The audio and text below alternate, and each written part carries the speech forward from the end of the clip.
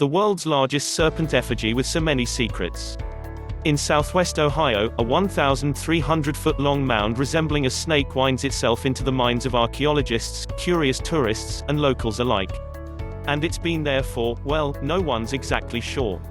Serpent Mound, as it's known, is recognized as a National Historic Landmark. As you might guess, it's a lengthy man-made mound of dirt, its head facing the east and its tail curling toward the west.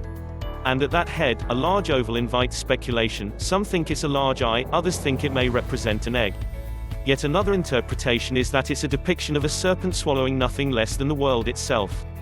Adding to the attraction's interest, there are also signs of an ancient meteor impact crater adjacent to the landform where Serpent Mound was built. It's also not lost on some scholars that many civilizations assign supernatural powers to reptiles like snakes. But as it turns out, indigenous cultures in this region commonly built these earthworks. For example, other similar structures can be found at Hopewell Culture National Historical Park, Miami's Berg Mound State Memorial, Shrum Mound, and a few other sites not far from here. So, Serpent Mound isn't exactly alone. Conical burial mounds represent places on the landscape where the dead were interred with grave goods that were often made from material that is far from home, shares Don Miller, an archaeologist specializing in Ohio Valley prehistory. Like volcanic rock, obsidian from Yellowstone, shells from the Gulf Coast, and minerals from the Appalachian Mountains. But, he clarifies, we don't know what exactly is within the serpent. There are hundreds of conical burial mounds and hilltop enclosures remaining in Ohio, he adds. But there are very few effigy mounds. That means earthen mound structures resembling animals. Serpent Mound is also accompanied by 3 nearby Native American burial mounds, all of which contribute to its story.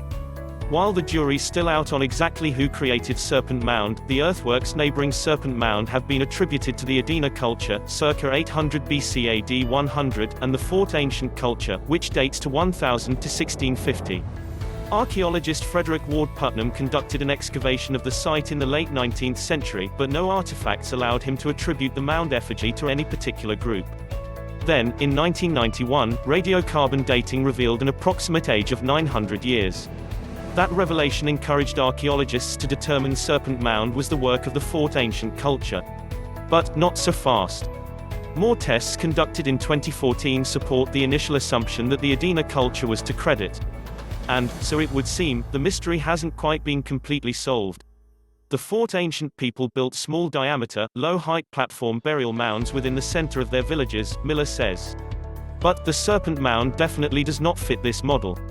In 2008, Serpent Mound was one of a handful of Buckeye State earthworks acknowledged by the United States Department of the Interior in a recommendation that the United Nations Educational, Scientific, and Cultural Organization (UNESCO) organization include it on the World Heritage List. Phew, that's a mouthful.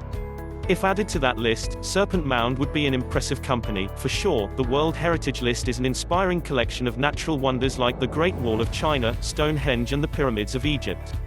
A fitting designation for the world's largest serpent effigy, we'd say. Especially one with so many secrets.